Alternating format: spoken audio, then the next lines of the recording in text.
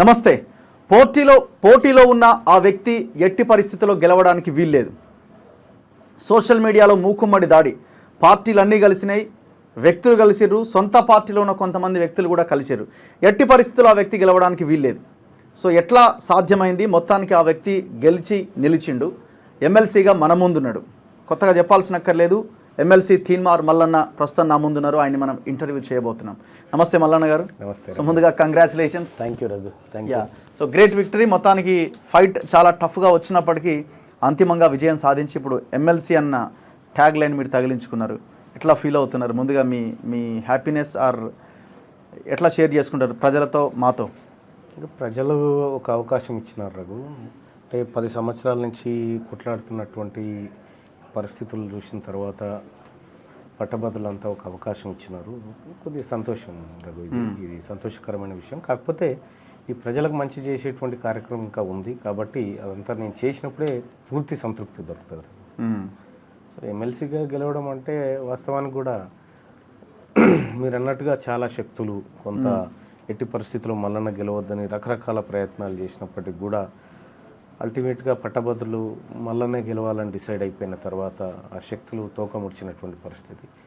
ఏదేమైనప్పటికీ కూడా నేనైతే ఈ పట్టభద్రుల ఎమ్మెల్సీ ఎన్నికల్లో పట్టభద్రులే గెలిచిరు అనిపిస్తుందా? అంతే. కానీ ఫైట్ చాలా టఫ్ వచ్చింది. ఎమ్మెల్యే ఎలక్షన్ రిజల్ట్ చూసినా, అంటే కాంగ్రెస్ పార్టీ నుంచి గెలిచిన ఎమ్మెల్యేల ఓటు బ్యాంక్ చూసినా, వాళ్ళ మెజారిటీ చూసినా, తర్వాత జరిగిన ఎంపీ ఎలక్షన్లో గణనీయమైన ఓట్లు, అసలు ఇంకా అది స్వీప్ వన్ సైడ్గా. ఇప్పుడు నల్గొండ కావచ్చు, వరంగల్ కావచ్చు, భువనగిరి కావచ్చు, మహబాద్ కానీ, ఖమ్మం కానీ 5 నియోజకవర్గాలు స్వీప్ చేసేసినాయి. దాదాపు 2 లక్షలు, 3 లక్షలు, 5 లక్షల మెజారిటీ వచ్చినాయి. బట్ మరి ఎమ్మెల్సీ ఎలక్షన్కి వచ్చేసరికి ఎందుకు అంత టఫ్ ఫైట్ని ఎదుర్కోవాల్సిన పరిస్థితి మీకు వచ్చింది? అంటే వాస్తవానికి కూడా టఫ్ ఎక్కడ కనిపించలే రఘు. ఓకే, అనుకున్నట్టుగా టఫ్ ఫైట్ నేను ఏం ఎక్స్పెక్ట్ చేసినా ఆ ఓట్లు వచ్చినాయి నాకు. ఓకే, సరే చెల్లన్ రూపంలో, ఇన్వాలిడ్ రూపంలో పోవచ్చు కానీ నేను ఎక్స్పెక్ట్ చేసినటువంటి ఓట్లన్నీ వచ్చినాయి.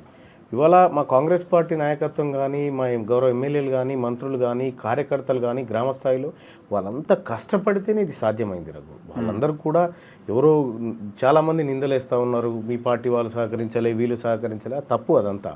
వాళ్ళందరూ సహకరిస్తేనే, వాళ్ళందరి కృషితోనే వాళ్ళందరూ అంత గట్టిగా తీసుకున్నారు కాబట్టి ఈ పరిస్థితి. ఇక ఎంపీ ఎన్నికల్లో వాళ్ళకు లక్షల మెజార్టీ వచ్చిందంటే ఎంపీ ఎన్నికల్లో ఓట్లేన్ని, ఇందులో ఉన్న ఓట్లేన్ని, ఇది కేవలం 4,63,000 ఓట్లు. దాంట్లో పోలైన ఓట్లు 3,30,000. పోలైనటువంటి ఓట్లలో ఇన్వాలిడ్ ఓట్లు 30,000 బాయ్, మిగిలిన 3 లక్షల ఓట్లు. 3 లక్షల ఓట్లలో 1,50,000 వచ్చినాయి. ఇంకేముంటుంది 50% వచ్చిన తర్వాత. అంటే కాకపోతే ఒకటేంటంటే ఈ ఇన్వాలిడ్ ఓట్లు కాకపోతే మీరు అనుకున్నట్టు ఫస్ట్ ప్రియారిటీలో అయిపోయేది అనిపిస్తుంది. కానీ ఇన్వాలిడ్ ఓట్లు ఎక్కువ కావడం వల్ల ఇది జరిగింది. సో అంటే మీకే పడ్డాయా ఫస్ట్ ప్రియారిటీ ఓట్లు మెజారిటీ? అంటే నేను అంటున్నా ఇన్వాలిడ్ ఓట్స్లో మీ ఓట్లు ఎక్కువ ఉన్నాయా? 80% నా ఓట్లే. 80% నా ఓట్లే. చెల్లని ఓట్లలో 80% ఓట్లు నా ఓట్లే. ఓకే, పోయినసారి జరిగినట్టే జరిగింది అన్నట్టు. ఎంత చెప్పినా అది అర్థం కాలేదు. ఏమేసి ఎట్లా తప్పు రాసిరా? ఇట్లా టిక్కులు పెట్టిరు, ఇక ఫోటోలు కట్ చేసుకున్నాయి, ఆడికి ఫోటో కట్ చేసుకొని పోయిరు, ఇక ఆడ ఐ లవ్ యూ అని రాసిపోయారు, లవ్ సింబల్ గీసిపోయారు, ఇక రకరకాలు వాళ్ళకి దొరికిన వాళ్ళు చేసిపోయారు. అలా అట్లా ఇన్వాలిడ్ ఎక్కువైపోవడంతో ఇక మనకు ఆ ఫస్ట్ ప్రియారిటీ సాధ్యం కాలేకపోయింది. సెకండ్ ప్రియారిటీ కూడా ఎక్కడ కూడా ఏ స్థాయిలో కూడా ప్రత్యర్థికి అవకాశం లేకుండా కౌంటింగ్ జరిగింది. ఎక్కడిప్పినా కూడా 7,000, 7,500 ఇట్లా మేము మా మెజారిటీని ఎక్కడ కోల్పోయిన పరిస్థితి లేదు. ప్రతిసారి యాడ్ చేసుకుంటూ వచ్చేయడం. ప్రేమేందర్ రెడ్డి ఎలిమినేషన్లో రాకేష్కి ఎక్కువ మెజారిటీ వచ్చినట్టు 1-2,000 కానీ మా మెజారిటీ ఏం తగ్గలే. కానీ సబ్ పార్సల్లో మళ్ళీ మేము మాకే అయ్యింది. ఓకే, సో ఆడికాడికి అయిపోయింది అన్నట్టు. అది పెద్దగా ఏం ఎఫెక్ట్ చూపించలే. సో అక్కడ భారతీయ జనతా పార్టీకి వేసినట్టు మొదటి ప్రాధాన్యత వేసిన వాళ్ళు నాకు వేసారు, ఆ తర్వాత బీఆర్ఎస్ పార్టీకి వేసారు, అట్లా వేసారు. కానీ ఎక్కడేం ఇబ్బంది కలలేదు. బయట వాతావరణం టఫ్ వస్తుంది, ఇంకేదో ఏం లేదు. కూల్గా, నా అంత కూల్గా ఎవరు లేరు. ఎందుకంటే మాకు రిజల్ట్ అర్థమైపోయింది కాబట్టి చాలా కూల్గా ఉన్నాం. చాలా ఎప్పటికప్పుడు మా అధిష్టానం కూడా మానిటర్ చేస్తుంది. గౌరవ ముఖ్యమంత్రి రేవంత్ రెడ్డి గారు కూడా ఎప్పటికప్పుడు అసలు ఏం జరుగుతూ ఉందనేది ఆయన మా మంత్రులు అందరు కూడా ఎప్పటికప్పుడు పర్సీవ్ చేస్తూ ఉన్నారు ఏం జరుగుతుందో. నేను చెప్పిన చాలా కూల్గా ఉండండి, మీరేం కంగారు పడాల్సిన పని లేదు, చాలా ఈజీగా అయిపోతుంది. అందులో ఆ టీవీలో టఫ్ అని వస్తుంది, ఇటు ఏ టీవీలో టఫ్ లేదు. ఎందుకంటే లోపల ఉన్నది మేము, బయట ఉన్నది వాళ్ళు. బయట ఉన్నకి ఎట్లా తెలుస్తుంది ఈ టఫ్ అనేది? అంటే దాని క్యాలిక్యులేషన్స్, ఈక్వేషన్స్ మీరు ఒకసారి బోర్డు పైన వివరించారు చూడు, ఎగ్జాక్ట్గా అదే అన్నాడు. నేను ముందు రోజు నైట్ జరిగింది వాస్తవ లెక్కలు అట్లుంటాయి. కానీ చాలా మందికి అర్థం కాక ఇక దీంట్లో ఎక్కువ కొడితే ఇటు అంత ఈజీ కాదు అది. 30,000 ఓట్లు లెక్క పెడితే 20,000 ఓట్లు మెజార్టీ రావాలంటే ఒక పర్సన్కి అంత ఈజీగా రాదు. అది ఓవర్కమ్ చేయడం అనేది అంత ఈజీ కాదు. నేను ఫస్ట్ రౌండ్ అయిపోగానే గెలుస్తున్నామని చెప్పిన. ఫస్ట్ రౌండ్ అయిపోగానే ఫస్ట్ రౌండ్ అయిపోగానే మనం గెలుస్తున్నాం, మీరు బిందాసుగా ఉండండి అని చెప్పిన. ఫస్ట్ రౌండ్ కూడా కాదు, అందులో ఫస్ట్ ప్రియారిటీలో ఫస్ట్ రౌండ్ ఓన్లీ. ఫస్ట్ ప్రియారిటీలో ఫస్ట్ రౌండ్కే 7,000 మెజార్టీతోని ఉన్నాము మనం. నేను ఈజీగా చెప్పేసిన మా టీం వాళ్ళకి, రజనీ కూడా, మనం గెలుస్తున్నాం, ఇక మీరు రాసి పెట్టుకోండి అని చెప్పిన. సేమ్ అదే నేరేషన్లో వెళ్ళిపోయింది, అంతే లెవెల్లో క్లోజ్ అయిపోయింది. పాయింట్ ఏంటంటే అందరూ మాట్లాడుకుంటున్నది మీరు ఇంతకుముందు చెప్పిన పాయింటే. తీన్మార్ మల్లన్నకి బయటి శక్తులు అల్టిమేట్గా మీ ప్రత్యర్థులు మీకు వ్యతిరేకంగానే పనిచేస్తారు. అంటే మీ మీద ఇంతకాలం దాడి చేసే వాళ్ళు కావచ్చు, మీ ప్రత్యర్థి బీఆర్ఎస్ కావచ్చు, మీ ప్రత్యర్థి బీజేపీ కావచ్చు, ఇంకే పార్టీ అయినా మీకు యాంటీగా పోటీ చేసిన వాళ్ళంతా. కానీ సొంత పార్టీలోనే మల్లన్నకి అనుకున్నంత సహకారం దక్కలేదు, అందుకే ఈ ఫైట్ ని ఎదుర్కోవాల్సి వచ్చింది. మేజర్ పాయింట్ విషయం ఏంటంటే అసలు సీరియస్ ఫైటే జరగలే. ఇంత ఫైట్ ని ఎదుర్కోవడానికి చాలా ఈజీగా ఎలక్షన్ జరిగిపోయింది. అది మా పార్టీ నాయకత్వం, మా పార్టీలో ఉన్నటువంటి ఎమ్మెల్యేలు కానీ, మా పార్టీ క్యాడర్ కానీ 100% ఎఫోర్ట్ పెట్టింది. ఇది బయట వాళ్ళు ఏదో సృష్టించి మా పార్టీలో ఎవరో సపోర్ట్ చేస్తలేరు అన్నట్టుగా గౌరవ సీఎం ముఖ్యమంత్రి గారు జూమ్ మీటింగ్ పెట్టి ఎప్పటికప్పుడు రివ్యూ నిర్వహించండి దీని మీద. ఒక ప్రెస్ మీట్ పెట్టలేదని సీఎం గారు ఒక ప్రెస్ మీట్ పెట్టుంటే జీవో 46 వాళ్ళు కాంగ్రెస్ కేసేవాళ్ళు. లేదు, మా కాడ ఎప్పటి లెక్కలు అక్కడ, ఎప్పటి లెక్కలు అప్పుడు మా దగ్గర ఉన్నాయి, మా కాడ సర్వే లెక్కలు ఉన్నాయి. ఇదానికి బహుశా ముఖ్యమంత్రి గారు అవసరం లేదనుకుంటున్నాను నేనైతే. ముఖ్యమంత్రి గారు ఆయన వాయిస్ దాకా అవసరం లేదు. మా మంత్రులు, మా ఎమ్మెల్యేలు, మాకున్నటువంటి ఆ బలం ఏదైతే ఉందో అది సరిపోతుందని మాకు అంచనా ఉంది. జిల్లా మంత్రులు ఎంతమంది పనిచేసారని మీరు అనుకుంటున్నారు?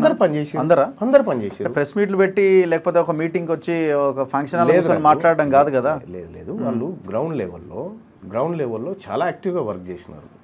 చేయలేదని ఎవ్వరు అనడానికి లేదు. ఎందుకు చెప్తా ఉన్నా అంటే వాళ్ళందరూ లేకపోతే ఈ స్థాయిలో మేము ఓట్లు సంపాదించాం. కాబట్టి ఖచ్చితంగా మా కాంగ్రెస్ పార్టీ అండగా నిలబడ్డది కాబట్టి, కాంగ్రెస్ పార్టీ నాయకత్వం అంతా అండగా నిలబడ్డది కాబట్టి, మరీ ముఖ్యంగా కింది స్థాయి కార్యకర్త గుండెలకు కత్తుకొని పనిచేసిండు కాబట్టి మంచి రిజల్ట్ సాధించగలిగినాం.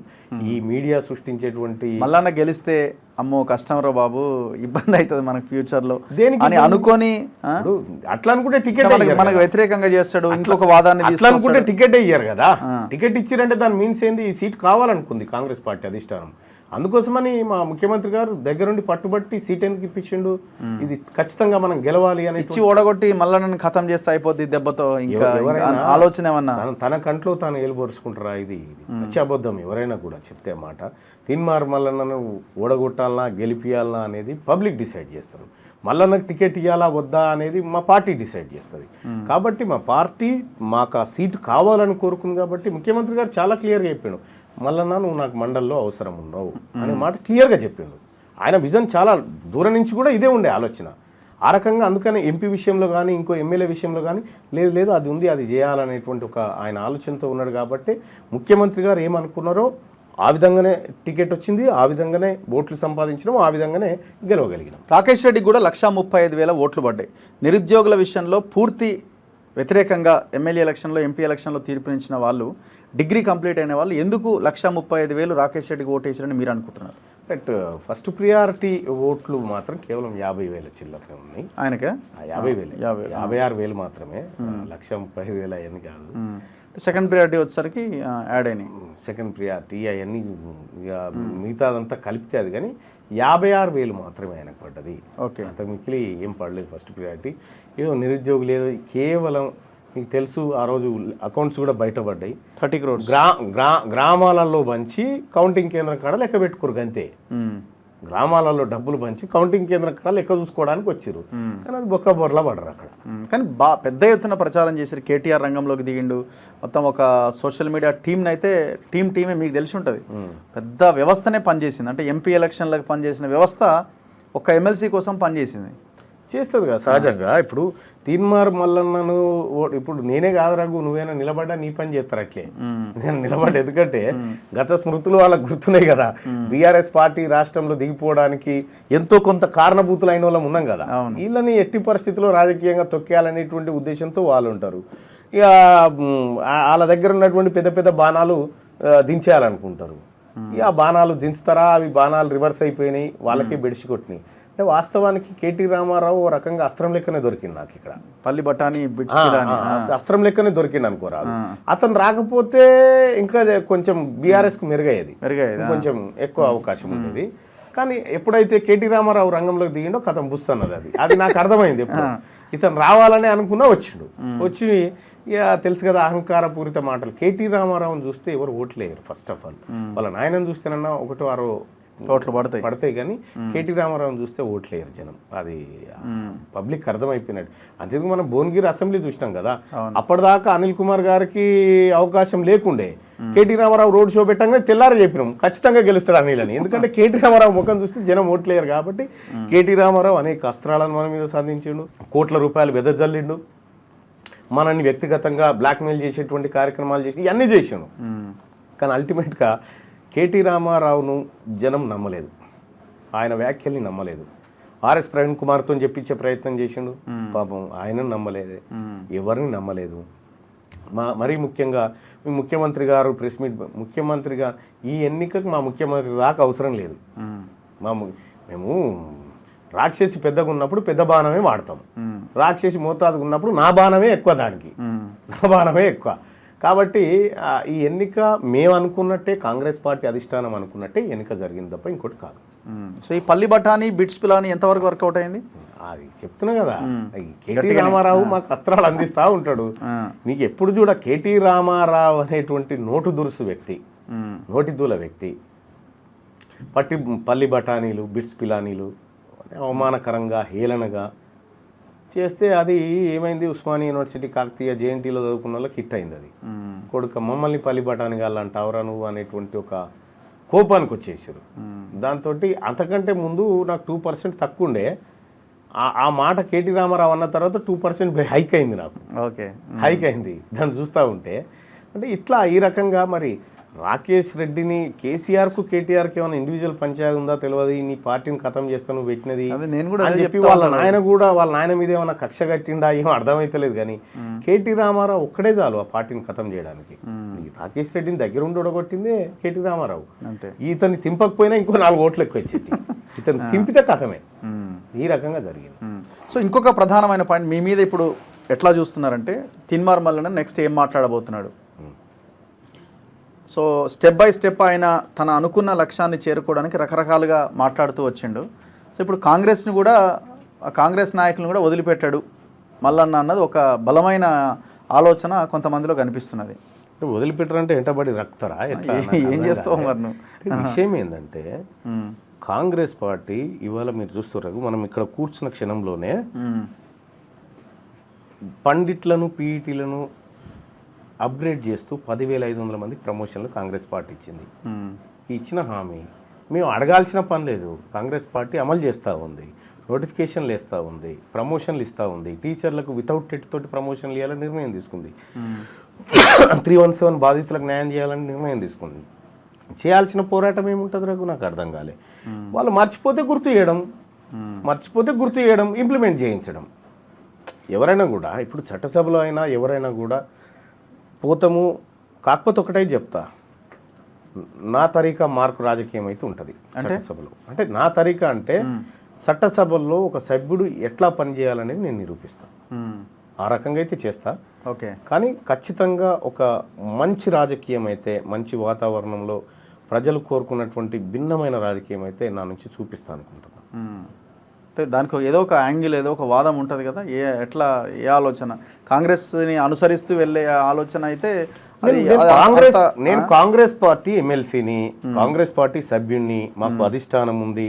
మా అధిష్టానం నాకున్న ఆలోచన అన్నిటికీ రాహుల్ గాంధీ గారి ఆలోచనలు చాలా దగ్గరగా ఉన్నాయి. కాస్ట్ సెన్సస్ చేయాలని చెప్పిండు, అధికారంలోకి రాగానే చేస్తామని చెప్పిండు.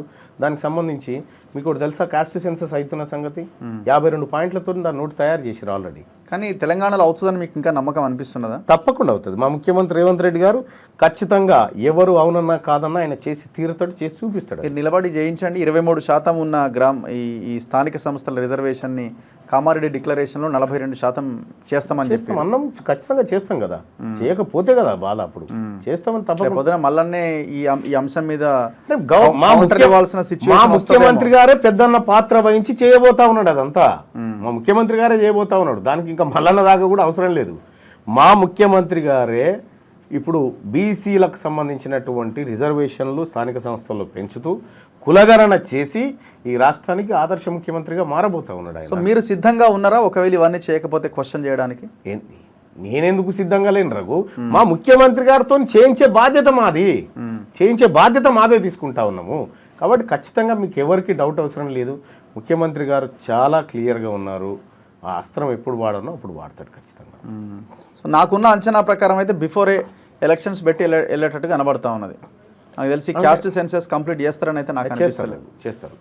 క్యాస్ట్ సెన్సస్కి సంబంధించి ఒక డ్రాఫ్ట్ రెడీ అయింది. మీ అందరికి తెలియనటువంటి అంశం డ్రాఫ్ట్ రెడీ అయింది. ఓకే, దాంట్లో ఒక 50 అంశాలు పొందుపరిచారు.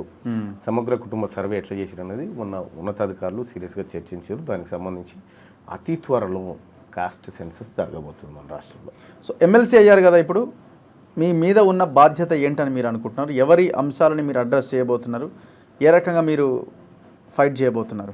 రైట్, నేను ప్రచారంలో పోయిన సందర్భంలో కానీ లేదంటే చాలామంది నా ఆఫీస్కి వచ్చినటువంటి అంశంలో కానీ అనేకమైనటువంటి అంశాలు, కొన్ని సమస్యలు నా దృష్టికి వచ్చినాయి రఘు.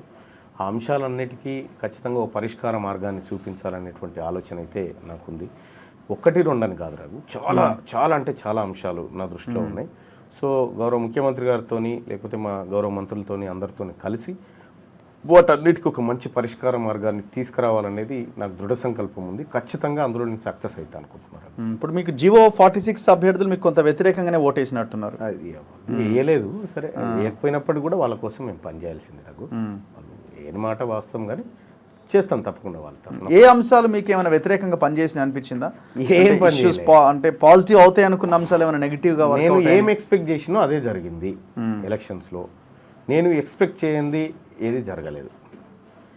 46 జీవో బాధితులు మనకు ఓటు వేయడానికి సిద్ధంగా లేరు అని అనుకున్నా, అది కొంత వేయలేదు. అందులో కొద్దిమంది వేసినట్టున్నారు, కానీ మిగతా వాళ్ళు ఎవరు కూడా వేయలేదు. అంతే తప్ప కానీ ఇంకా మీరు వేరే ఏం. ఇప్పుడు మీ సోషల్ మీడియాలో ఇంత పెద్ద ఎత్తున అటాక్ జరిగింది కదా, పర్సనల్ అటాక్ కూడా చేశారు ఒక రకంగా. అసలు ఇంకా వదిలిపెట్టలేదు ఇక, పెద్ద పెద్ద పాటలు వచ్చినాయి మీ మీద. అసలు బూతులు తిడుతూ కూడా పాటలు వచ్చినాయి మీ మీద, రకరకాల విమర్శలు వచ్చినాయి. ఇన్ని వచ్చిన తర్వాత అంటే మీకు ఎక్కడ పాజిటివ్ అనేది లేదు. సరే, మాలాంటి వాళ్ళం ఏదో కొంత ఇది చేసే ప్రయత్నం చేసినాము, కానీ అవతల సైడ్ నుంచి అయితే అటాక్ చాలా విపరీతంగా ఉన్నది. మీరు ఏ వాట్సాప్ చూసినా, ఏది ఓపెన్ చేసినా కూడా మీకు వ్యతిరేకమైన ఫోకసే ఎక్కువ చేశారు. అంటే రఘు ఎప్పుడైనా ఎట్లా మీ ఇవన్నీ చూసిన తర్వాత ఇది ఎట్లా తట్టుకోగలుగుతామని అనిపించలేదా? లేదు రఘు, నేను చాలా కామెడీగా చాలా లైట్ తీసుకున్నా. ఎప్పుడైనా రఘు మనిషి గ్రహించాల్సింది ఏంటంటే, అవతలి వాడు పని కట్టుకొని నీ మీద ఒక ప్రచారాన్ని తెరలేపినప్పుడు నువ్వు దానికి రిప్లై ఇచ్చుకుంటూ కూర్చోకూడదు. అబద్ధానికి నువ్వు ఎప్పుడు రిప్లై ఇవ్వకూడదు. అర్థమైందా? పని కట్టుకొని దాని మీద వాళ్ళు చేసిన దాన్ని కౌంటర్ చేసుకుంటూ కూర్చుంటే నీ పని ఖరాబ్ అవుతుంది. నువ్వు ఏం పని చేయాలనుకుంటున్నావు చెయ్యి. ఎప్పుడైనా ప్రజలు ఎప్పుడు ఆ అంశానికి డిసైడ్ అవుతారంటే, ఒక ఆరోపణ వచ్చినప్పుడు యువతల వ్యక్తి దానికి సమాధానం చెప్పినప్పుడు మంచి ఏంది చెడేది అనేది ఒక కంక్లూజన్కి వస్తాడు.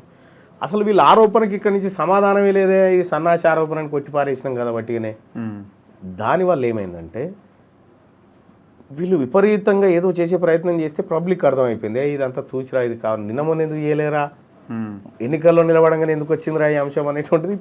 పట్టభద్రులు కదా, సామాన్య ఓటర్లు కాదు కదా, వాళ్ళకి కొంచెం బుర్ర ఉపయోగించేసరికి వాళ్ళకి ఇంకా అర్థం కాలే. ఇదే విషయంలో కేటీ రామారావుని కేసీఆర్ తిట్టినట, ఏమైంది సన్నాసి నువ్వు గెలిపిస్తా, అది చేస్తా, ఇది చేస్తాను, పని మీద అనవసరంగా తప్పుడు వీడియోలు చేయకరా ఉల్టా అయితే అంటే చేసినావు అని చెప్పనగానే అది రాంగ్ ఫైర్ అయిపోయింది వాళ్ళకి. సో ఎప్పుడైనా రఘు ఒక మనిషి ఆత్మస్థైర్యం అనేది దెబ్బకొట్టడానికి రకరకాల ప్రయత్నాలు చేస్తారు. నువ్వు దాన్ని రిసీవ్ చేసుకుంటే దెబ్బతింటావు. దాన్ని పట్టించుకోక నీ పనిలో నువ్వు వెళ్ళిపోతా ఉంటే అవి 1, 2, 3 వస్తే తుస్సా వెళ్ళిపోతుంటాయి అన్నట్టు, అంతకంటే ఎక్కువ ఏముండదు అన్నట్టు. కాకపోతే దాని కోసం చాలా ప్రయత్నం చేసింది టీఆర్ఎస్ పార్టీ. బట్ వాళ్ళు ఏమనుకున్నారంటే యూట్యూబ్తోని దెబ్బ కొట్టాలి మళ్ళీ నన్ను అనుకున్నాను. ఏ యూట్యూబ్ అయితే యూట్యూబ్ రాజకీయాలు చేస్తాడు మళ్ళీ కాదు. నేను యూట్యూబ్ ద్వారా నా రాజకీయాలు చేసిన, యూట్యూబ్ రాజకీయాలు చేయలే, యూట్యూబ్ అనే మాధ్యమం ద్వారా రాజకీయాలు చేసిన. కాబట్టి వాళ్ళకి అది అర్థం కాలే, తీన్మార్ మల్లన్న ఏంది, తీన్మార్ మల్లన్న వ్యక్తిత్వం ఏంది ప్రజలందరికీ తెలియదా? వీళ్ళ దగ్గర సర్టిఫికేట్ ఉందా? ఎప్పుడైనా కూడా ఒక క్రెడిబిలిటీ ఉన్న నాయకుడు అన్నప్పుడు కొంత ఇబ్బంది జరుగుతుంది. ఇలా క్రెడిబిలిటీ లేదా, మొన్నే కూడా జరవు. వీళ్ళు వద్దురాబాయి మాకు అన్న తర్వాత అటువంటి వాడు మన మీద ఆరోపణ చేసినప్పుడు అది ప్లస్ అయితే తప్ప మైనస్ కాదు ఎప్పుడు. ఓకే. సో అట్లా క్యాలిక్యులేషన్ చూసుకున్నప్పుడు వీళ్ళు చేసిన 100% ప్రాపగండలో 110% మనకు లాభమైంది. సో ఇప్పుడు భవిష్యత్తులో ఏమైనా సక్సెస్ అయ్యే అవకాశం ఉందా? ఎందుకంటే వాళ్ళు యూట్యూబ్ అండ్ సోషల్ మీడియాని బలంగా వాడాలన్న ప్రయత్నం చేస్తున్నారు. కొన్ని ఛానల్సే పెట్టించినారు ఏకంగా. వాళ్ళ కాడ కంటెంట్ లేదు. ఫస్ట్ ఆఫ్ ఆల్ వాళ్ళ కాడ కంటెంట్ లేదు. కంటెంట్ క్రియేషన్ అనేది ఎట్లా వస్తుంది అంటే కడుపు గాలితో వస్తారు. దాంట్లో ఫీల్ అయితే వస్తుంది. డబ్బులు ఇచ్చి కంటెంట్ ఫీల్ అంటే తీయలేడు ఎవడు. ఇప్పుడు అన్ని యూట్యూబ్ ఛానళ్ళు పెట్టిరు, 10-20 యూట్యూబ్ ఛానళ్ళు పెట్టి ఇక దానికి ఓడు కష్టపడి ఫ్యాన్ ఒక దగ్గర నడుకొచ్చుకున్న టీవీ దగ్గర ఇవన్నీ కథలు పడతావు. ఈ కథ అంతా ఎరికే మనకు. వీడు 20 యూట్యూబ్ ఛానల్ పెట్టబోతున్నాను నేను వెనకటినే పసిగట్టి లిస్ట్ అంతా చెప్పిన ఎవరెవరిని తీసుకొస్తున్నాను నీతో డిస్కస్ చేస్తే కదా. అయితే ఇప్పుడు వీళ్ళంతా కష్టపడి ఇక నేను చెప్తున్నాను కదా, వాళ్ళ పరిస్థితి చాలా ఘోరంగా ఉంటుంది రఘు. ఎందుకంటే కేటీ రామారావు, కేసీఆర్ పరిస్థితి భవిష్యత్తు చాలా అగమ్యగోచరంగా ఉంటుంది. అగమ్యం అంటే అగమ్యగోచరంగా ఉంటుంది. ఎందుకంటే అనేకమైన స్కాముల్లో ఈ కుటుంబం ఇరకబోతూ ఉంది. కాబట్టి ఈ యూట్యూబ్ స్కామ్ కూడా ఒకటి వెళ్తుంది దాంట్లోంచి. ఇన్వెస్ట్మెంట్ సెట్ పోయినప్పుడు ఈ యూట్యూబ్ స్కామ్కి వెళ్తుంది. ఓకే, అప్పుడు ఇబ్బంది అవుతుంది వీళ్ళకు. ఓకే, అంటే వీళ్ళ టార్గెట్ ఏంది? ఎంతసేపు కేటీఆర్ ఫ్యామిలీని ఎవరెవరు అన్నారు వాళ్ళను మనం ఎట్లా అనాలి? కేటీఆర్ ఫ్యామిలీని కాదు మనం అన్నది, మనం గెలికింది స్కామ్లను. స్కామ్లను గెలికినాం కాబట్టి కేసీఆర్ ఫ్యామిలీ ఆటోమేటిక్గా దొంగ కూర్చుంది. కాబట్టి వాళ్ళక్కడ కంటెంట్ ఉండదు రఘు. ఆ కంటెంట్ సృష్టించి కంటెంట్తో చేసేంత దమ్ము కూడా ఉండదు. నువ్వు నిజాయితీగా ఉన్నప్పుడు వాడు 1,00,000 చేసినా నీకు ఏం కాదు. అసలు నువ్వు ఏమంటే నా మీద చేసే వీడియోలు ఎవరి మీద చేయరు. కొన్ని యూట్యూబ్ ఛానల్ నా తమ్లైన్ లేకపోతే నడుపుమని ఒక నెల వాళ్ళ పైసలు కూడా రావు. నా తమ్లైన్ లేకపోతే వాళ్ళని నడుపుమని చూద్దాం, పాపం ఉపాధి పొందుతూ ఉంటారు అన్నట్టు. వాళ్ళని చూసినప్పుడు అలానే నవ్వుకుంటా ఉంటాం వాళ్ళని. ఇంకా నిన్న ఉన్న పాటలు కూడా రాశారు కదా. అంటే వాళ్ళని ఒక క్షణంలో ఇట్లా కొట్టిపారేయగలుగుతా కానీ కొట్టేది వాళ్ళని. ఇంకొంత సేవ చేయించుకోవాలి వాళ్ళతో, ఎప్పటికైనా వాళ్ళతో పని చేయించుకుంటారు. మనం పైసలు ఇచ్చినోడు కూడా అంత పర్ఫెక్ట్గా చేయడు, వాళ్ళు చేయగలుగుతారు. మంచి వచ్చాడు. ఇప్పుడు కొంతమంది ఏం చేస్తారు, ఎలక్షన్లో పోటీ చేసేటప్పుడు పాంప్లెట్లు పంచుడు ఎందుకురా, 10,000 ఖర్చు పెట్టి ఎన్నికల్లో పోటీ చేసి ఊరికి వాడే బ్యాలెట్ తీసుకుపోతాడు కదా, అనేటువంటి ఒక ప్రజా సేమ్ ఇదే బ్యాచ్ అన్నట్టు. సో ఆ రకంగా ఏం చేసినప్పటికి కూడా 1,00,000 చేసిన మనం నోరు పెద్దగా చేసి ఇట్లా అన్నా అట్లా అన్నా ఇటురికినా అటురికినా వట్టిదే అది తెలియంది కాదు. ఇవన్నీ చూసి ఉన్నాం రఘు. ఎందుకంటే ప్రజల్ని మెప్పించాలంటే పాట యతిప్రాసలు కలిస్తే సరిపోదు, దాని గతి కూడా ఉండాలి. ఏ గతిలో పోతుంది, ఏ గతిలో పోతే ఏం జరుగుతుంది అనేది ఉండాలి. అంటే అవి ఏమీ తెలియక ఏదో చేసి మల్లన్నను బదనాం చేస్తారంటే నేను చెప్తున్నా ఒక రకంగా వీళ్ళంతా నాకు యూజ్ అయ్యారు కాబట్టి వాళ్ళ కృతజ్ఞతలు చెప్పాలి. ఇంకా చాలా నాకు చెప్పాల్సింది. సో ఇప్పుడు ఎలక్షన్ అయిపోయింది, ఎమ్మెల్సీ అయినారు మీరు. సో బిఫోర్ వేరుంటుంది, తర్వాత ఇప్పుడు చాలా డిఫరెన్స్ ఉంటుంది. మీరు ప్రజాప్రతినిధి మీరు. సో మీకు ప్రోటోకాల్ ఉంటుంది, మీరు వ్యవస్థ ఆ వర్క్ చేయాలి. So then what about morning news? ఏంటి కంటిన్యూ చేస్తూనే ఉంటారా ఎవ్రీడే? మార్నింగ్ న్యూస్ ఖచ్చితంగా గెస్ట్గా వస్తూనే ఉంటా. గెస్ట్గా వస్తుంటారు ప్రతిరోజు మార్నింగ్ న్యూస్కి గెస్ట్గా వస్తూ ఉంటా. గెస్ట్గా పని ఇక్కడ ప్రతిరోజు సుదర్శన్ రోజు ఆహ్వానిస్తూ ఉంటున్నాను. ఓకే, కాబట్టి ప్రతిరోజు మీరు ఉంటా అని డిసైడ్ అయినారు? ఉంటాను, ఖచ్చితంగా ఉంటా. ఎందుకంటే అంటే మీకు బేసే అది కదా బేసిక్గా. ఎస్ రఘు, అంటే మార్నింగ్ న్యూస్లో కనిపించడం అంటే మీకు తెలుసు రఘు, ప్రతిరోజు కొన్ని లక్షల మందితో మనం కనెక్ట్ అయ్యేవాళ్ళం. సో ఆ ద్వారా కేటీ రామారావు ఏమనుకుంటున్నారంటే యూట్యూబ్ పెడితే పబ్లిక్ కాదు, కంటెంట్ ఉంటే పబ్లిక్ కనెక్ట్ అవుతారు. సో అట్లా మనం చాలామంది ప్రజల్ని చైతన్యపరచగలిగినాం, చాలామంది ప్రజల్ని ప్రశ్నించగలిగినాం, ఇవన్నీ చేయగలిగినాం. కానీ అది కీలకమైనటువంటి స్థానం క్యూ న్యూస్ వహించింది. కాబట్టి ఖచ్చితంగా ప్రతిరోజు మార్నింగ్ ఏ నాయకుడు కూడా దాదాపు ఇంతమందిని కలవడు, నేను కలుస్తా ప్రతిరోజు. దర్బారే అది చూపిస్తా. సో అది నడుస్తుంది. అంటే వచ్చిన వార్త మీద మీరు అనలైజ్ చేస్తారా? ఎట్లా ఆయన క్వశ్చన్ అడుగుతుంటే మీరు చెప్తారా, లేదా మీరే చదువుతారా పెన్ పట్టుకొని? ఎట్లయినా సరే పబ్లిక్ నా నుంచి అది ఆడ ఏం ఎక్స్పెక్ట్ చేస్తారో అది చేస్తా. అంటే వేరే ఉంటుంది, అంత ఈజీ ఉండదు కదా. ఎమ్మెల్సీ అయిన తర్వాత మాట్లాడలు అదంతా సరే. మొన్నటి దాకా కాంగ్రెస్ లీడర్ అనుకున్నప్పుడు సరే కొంతవరకు యాక్సెప్ట్ చేస్తారు, ఓకే. ఇప్పుడు ఒక ప్రజాప్రతినిధి ఒక ఎమ్మెల్సీ అయిన తర్వాత మాట్లాడుతున్న దానికి చాలా డిఫరెన్స్ ఉంటుంది కదా. ఇప్పుడు డిఫరెన్స్ ఉందా లేదా అనేది పబ్లిక్ డిసైడ్ చేస్తారు. అంటే మళ్ళా ఇది డిఫరెన్స్ అనిపిస్తుంది మాకు అనుకున్నప్పుడు దాని కారణాల గురించి నేను ఆలోచించుకోవాలి. ఇప్పటికైతే ఏ డిఫరెన్స్ లేదు, అట్లాగే నడుస్తుంది ఉంటుంది. ఇప్పుడు ఎందుకంటే 5 నెలలు 6 నెలలు అయింది కాబట్టి ఉండదు. రేపొద్దున ఈ గవర్నమెంట్ మీద కూడా వ్యతిరేకత వస్తుంది జనరల్గా వచ్చే జవాబే చెప్పుకుంటామేమో కదా, అప్పుడు జవాబే చెప్పుకుంటామేమో, తప్పేముంది. అంటే అప్పుడు మీరు క్వశ్చన్ చేయాల్సి వస్తుంది, అడగాల్సి వస్తుంది. అప్పుడు ఏమవుతుంది, అప్పుడు మీ పార్టీలో మీకు ఇబ్బంది అవుతుంది. నేను ప్రభుత్వంలో ఉండేటోని కాబట్టి ఖచ్చితంగా మా పార్టీని డిఫెన్స్ చేసుకునేటువంటి పరిస్థితి కూడా నాకు ఉంటుంది. దాన్ని మా పార్టీని కూడా ఎట్లా రక్షించుకోవాలో మాకు తెలుసు. ఇప్పుడు ఈ ప్రజాస్వామ్యము ఎన్నికల సమరం అన్నప్పుడు ఈ పార్టీ ఆ పార్టీని, ఆ పార్టీ ఈ పార్టీని అంటది. కాబట్టి సహజంగా ఉంటాయి, అన్నీ ఉండొద్దని లేవు, ఉంటాయి. వాళ్ళు విపక్ష నాయకులు అంటూనే ఉంటారు, అధికార పక్షంలో ఉన్న వాళ్ళు మేము చెప్తున్నాము, రేపు మేము ప్రతిపక్షంలో ఉన్నా అది చేసేటువంటి కార్యక్రమం. కాబట్టి పెద్ద తేడా ఏముండదు రఘు. అంటే పెద్ద ఊహించినంత ఆగమైపోయే పరిస్థితులు అయితే ఏముండవు. నేను ఎక్స్పెక్ట్ చేస్తున్నాను నా అంచనా ప్రకారం. సో మళ్ళా వచ్చే ఏ అవకాశాన్ని వదులుకోడు. భవిష్యత్తులో ఎమ్మెల్సీ అంతకు మించింది ఏదన్నా వచ్చే అవకాశం ఉన్నా వదలడు, రావడానికి ప్రయత్నం చేస్తాడు, రైట్? అంటే రావడానికి ప్రయత్నం అనేది కాదు, ఏముంటుంది రఘు. నేను అడిగినా కదా, ఇప్పుడు నేను అడిగేది మంత్రి పదవి ఏమన్నా అడుగుతారా? మంత్రి పదవి ఇస్తా అంటే నేను ఎందుకు చేయాలి? నాకు డ్రీమ్ ఎడ్యుకేషన్ సిస్టమ్ బాగా చేయాలనేది నాకు డ్రీమ్. మా ముఖ్యమంత్రి గారు ఎస్ బాగుంటుంది ఇస్తే అనుకుంటే చేయడానికి ఏం ఇబ్బంది లేదు. మళ్ళీ ఇది వ్యవహారం ఇట్లా చేయాల్సి ఉంటుందని ఆయన చూసుకుంటాడు. నేనేం చేయాలి, నేను ఎమ్మెల్సీ కావాలని ముఖ్యమంత్రి గారు అనుకున్నారు. ఆయన నేనేం పని చేయాలి, ఎట్లా వాడుకోవాలి మళ్ళీ నేను అనుకునేది ముఖ్యమంత్రి గారి చేతిలో ఉంటుంది, మా అధిష్టానం చేతిలో ఉంటుంది. కాబట్టి దాని గురించి నేనేం వెంపర్లాడేది లేదు, ఇస్తా అంటే వద్దనేది లేదు. సో మీరేం అడగరు, ఇస్తే తీసుకుంటారు అంతే. నేను వెంపర్లాడను, అడగాలిగా. అడగనేది అమ్మాయినా పెట్టదు. మా ముఖ్యమంత్రి గారికి తెలుసు కదా ఎవరు ఫిట్ ఉంటారు ఈ శాఖ కోసం, ఎవరైతే చేయగలుగుతారు అనేది మా ముఖ్యమంత్రి గారికి మా అధిష్టానానికి తెలుసు. కాబట్టి నేను దాని గురించి పెద్దగా తాపత్రయపడను, నేను చేయాల్సిన పని చేసుకుంటాను. సో అనుకుంటున్నారా ఏమన్నా ఎమ్మెల్సీ అయినా చాలిగా వీడి దాకా వచ్చినా ఏమన్నా ఉన్నదా అట్లాంటి ఆలోచన ఉందా? అట్లాంటి నాకు నిజంగా చెప్తున్నాను, నేను ఎమ్మెల్సీ అయినా టార్గెట్ చట్టసభలో కూర్చోవడమే కదా అల్టిమేట్గా. అక్కడ పోయినప్పటికి కూడా నాకు కూడా ఉంటుంది కదా రఘు, ఏదన్నా మంచిగా చేయాలి ప్రజల కోసం, మన్నన పొందాలి, జీవితంలో ఒక మంచి పేరు సంపాదించాలని ఒక ఆలోచన ఉంటుంది కదా రఘు. కాబట్టి చట్టసభకు పోవడం అనే కాదు, ఎంతమంది ప్రజలకు దగ్గరగా అవుతూ ఉన్నాం, ఎంతమంది ప్రజలకు మంచి చేయాలనుకుంటున్నాం అనేది నా టార్గెట్. ఖచ్చితంగా ఆ దిశగా పోతా. నాకు నమ్మకం ఉంది, మా పార్టీ మా అధినాయకత్వం ఖచ్చితంగా మన సేవల్ని వాడుకుంటాం. నా పాయింట్ ఒకటి చెప్పండి. మీరు ఇప్పుడు ఎమ్మెల్సీకి ఉన్న అవకాశాలు, ప్రజల దగ్గరికి అవ్వడము, లేకపోతే మీరు ఏదైనా నిర్ణయాలు తీసుకోవడం అన్నది సరే, మీరు గవర్నమెంట్లో ఉన్నారు కాబట్టి కొంత అవకాశం ఉండొచ్చు, మంత్రినో ముఖ్యమంత్రినో కలిసి కొన్ని పనులు చేసుకోవచ్చేమో. కానీ ఏదైనా పరిమితమే కదా, ఏం సాధించగలుగుతారు?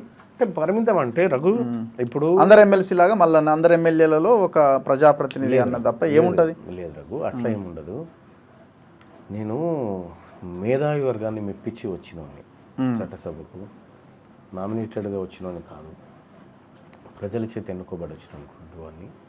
కాబట్టి ప్రజలు ఏదో ఎక్స్పెక్ట్ చేస్తున్నారు కాబట్టి నేను ఎన్నిక కాగలిగిన. వాళ్ళకు ఎక్స్పెక్ట్ చేసినటువంటి మంచి కార్యక్రమాలు చేయాలనేటువంటి ఉద్దేశం ఉంది కాబట్టి వచ్చిన. అందరు ఎమ్మెల్యేల కంటే ఇది కొంత భిన్నంగా ఉంటుంది, ఇప్పుడు నేను మా నాన్న చిన్న వార్డు మెంబర్ కూడా కాదు, మా ఇంట్లో ఎవరు పొలిటీషియన్స్ లేరు. కానీ నేను ఆ స్థాయి నుంచి కొద్దిగా నా స్థాయిలో ప్రయత్నం చేస్తూ ఇక్కడి వరకు రాగలిగిన. సరే, దానికోసం నా పడ్డ కష్టం, చేసిన శ్రమ అంతా ప్రజల కళ్ళ ముందు ఉంది. కానీ ఈ ప్రజలకు నాకు హెల్త్ అండ్ ఎడ్యుకేషన్ ఈ రెండు సిస్టమ్స్ సెట్ అయిపోతే బాగుండు, ఏమో ఈ పదవుల కంటే ఇక రేపే మారిపోతుంది అనుకుంటే ఈ పదవులు కూడా వదిలిపెద్దాం అనేటువంటి అంత ఆలోచన ఉంది నాకు. అంటే హెల్త్ సెక్టార్, ఎడ్యుకేషన్ సెక్టార్ ఈ రెండే ప్రధానమైన సమస్య. నిజంగా ఈ రెండింటిని కనుక ఫ్రీ ఇవ్వగలిగితే ప్రతి కుటుంబం దగ్గర 190 రూపాయలు మిగిలిపోతాయి రఘు. వీటిని బాగు చేయాలనేది ఒక ఇంట్రెస్ట్ నాకు. సో గౌరవ ముఖ్యమంత్రి గారు కూడా హెల్త్ సెక్టార్, ఎడ్యుకేషన్ సెక్టార్ మీద కొంత ఫోకస్ చేశారు. కానీ ఏదేమైనా మల్లన్నకు ఒక పరిమితమైన పరిస్థితిలోనే ఉన్నాడని నేను అంటున్నా. ఎందుకంటే మీరు ఒక కాంగ్రెస్ నాయకుడిగా ఉన్నారు, కాంగ్రెస్ వాదిగా ఉన్నారు. అయితే మీరు ఒక ప్రజల వాదిగా ఉండాలి అంటే ఆ పార్టీ కన్నా దూరంగా ఉండాలి. ప్రభుత్వం కాంగ్రెస్ పార్టీలో ఉన్న కాబట్టి సాధ్యమవుతుంది. ఇతర పార్టీల ఎమ్మెల్సీలకు కాంగ్రెస్ పార్టీ ఎమ్మెల్సీలకు చాలా తేడా ఉంటుంది. కాంగ్రెస్ పార్టీలో ప్రజాస్వామ్యం ఎక్కువ. కాంగ్రెస్ పార్టీలో నీవు తీసుకోగలుగుకుంటే దూసుకుపోయే అవకాశాన్ని పుచ్చుకోవడం ఇందులో నిన్ను ఆపేటోడు లేడు. ఎట్లా దూసుకెళ్తా ఒక పాయింట్ చెప్తా. బీసీ యాంగిల్ వాదం తీసుకుందాం. మళ్ళా దూసుకుపోవడానికి ఉన్న అవకాశాలు ఏంది కాంగ్రెస్ పార్టీలో? కానీ బీసీ యాంగిల్ ఎందుకు వచ్చింది ఇక్కడ? అరే ఎందుకు రాదు, ఉండొద్దా? బీసీ యాంగిల్ ఎందుకు? ఫర్ ఎగ్జాంపుల్ చెప్తున్నాను, భవిష్యత్తులో బీసీలకి రాజ్యాధికారం ఉంది. తీన్మార్ మల్లన్న ఓన్లీ బీసీల కోసమే కొట్లాడలేదే.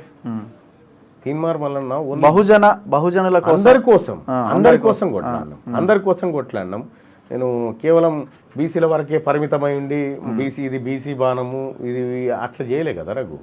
అంటే నిన్ను తగ్గించాలనుకున్నప్పుడు ఈ వాదాన్ని నీ చుట్టూ తీసుకొస్తారు అన్నట్టు. ఎప్పుడైనా తీన్మార్ మల్లన్నగా నేను ఇప్పుడు ఆ వాదాన్ని బలంగా ముందుకు తీసుకెళ్లాల్సిన అవసరం ఉందా లేదా? ఈ రాష్ట్రం ప్రభుత్వమే కాస్ట్ సెన్సర్ చేసి ప్రభుత్వమే ముందుకు తీసుకుపోతున్నప్పుడు ప్రభుత్వమే వాదాన్ని ముందుకు తీసుకుపోయి బీసీ ప్రజలారా ఈ రాష్ట్రంలో మీరు 60% దాకా ఉన్నారా నాయన, మీకు రిజర్వేషన్లు పెంచాల్సి ఉంది, మీ కులం సంఖ్య గీదని ముఖ్యమంత్రి గారే లెక్క చెప్పబోతున్నప్పుడు ఇక కొట్లాట ఎక్కడిది? రేవంత్ రెడ్డి గారు చెప్తారా మాట? అలాంటి వాళ్ళని కొట్లాడడానికి అవకాశాలు ఇంకా భవిష్యత్తులో ఉన్నాయని నాకు ఇయ్యము. అటువంటి అవకాశాలు ఇయ్యము. చూద్దాం. అటువంటి అవకాశాలు ఇయ్యము. మిమ్మల్ని సంతృప్తి పరిచే విధంగా నల్గొండ జిల్లా నుంచే ప్రారంభిస్తాం. ఏముంది ప్రారంభించడానికి? ప్రారంభిస్తాం, మీరు చూడండి. ఏం ప్రారంభిస్తారు?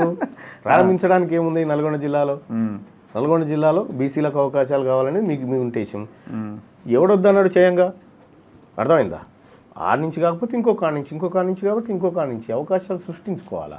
వాళ్ళు సృష్టించుకున్నారు రఘు, వాళ్ళు సృష్టించుకున్నారు, కష్టపడ్డారు, సృష్టించుకున్నారు. నువ్వు అదే పని చేయి. చూద్దాం ఏం జరుగుద్ది భవిష్యత్తులో. మల్లన్న మాట ఎటువైపు ఎట్లా బయటకు వస్తుంటుంది, ఏ పదవులు మీరు అధిరోహించబోతున్నారు, రాజకీయాల్లో మీరు ఎంతవరకు ఎట్లా రాణిస్తారు అన్నది ఫ్యూచర్లో చూద్దాం. ప్రజలకి ఏమైనా చెప్పదలుచుకున్నారా? గెలిపించిన ప్రజలందరికీ, పట్టభద్రులందరికీ, ముఖ్యంగా వరంగల్, నల్గొండ, ఖమ్మమే కాకుండా రాష్ట్ర వ్యాప్తంగా వివిధ దేశాల్లో ఉన్న ఎన్ఆర్ఐలు కానీ వాళ్ళందరూ కూడా నా గెలుపులో భాగస్వాములైనారు. ప్రజలారా, ఈ గెలుపు నాకు నెత్తికెక్కించుకునేంత గర్వమైనటువంటి గెలుపుగా నేను భావించట్లేదు. ఇది నేను మీ పాద సేవకునిగా, మీలో ఒకడిగా, మీ తమ్ముడిగా మీకు సేవ చేసుకునేటువంటి అవకాశంగా భావిస్తూ ఉన్నా. నేను ఎప్పటికైనా మీకు జీతగాన్ని తప్ప ఓనర్ని మాత్రం కాదు. ధన్యవాదాలు Teenmar Mallanna garu, MLC Teenmar Mallanna garu. Once again congratulations. So మీరు ప్రజల పక్షాన బాధ్యతగా ముందుకు వెళ్ళాలని మేము కోరుకుంటున్నాం. Thank you very much. చూస్తూనే ఉండండి మన తొలి వెలుగు.